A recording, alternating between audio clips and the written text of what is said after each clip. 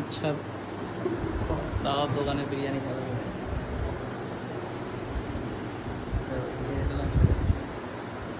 তো একটাই আফসোস যে দাদাকে তো দেখতে পেলাম না, নাকি বেকার জীবন কয়লা হয়ে গেল আশা। আশাটা বেকার হয়নি অবশ্য। হ্যাঁ, কিছু একটা হয়েছে। হ্যাঁ।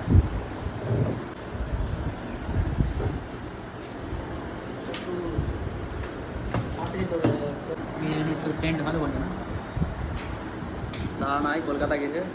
যাই হোক, নেক্সট টাইম আবার আসবো যখন থাকবে তখন। মন খারাপ হয়ে গেল।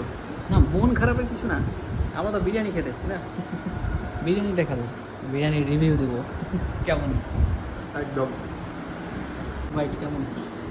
সাধারণ। আবার ভিডিও করতে হবে। আর একটা তুমি দেখে না,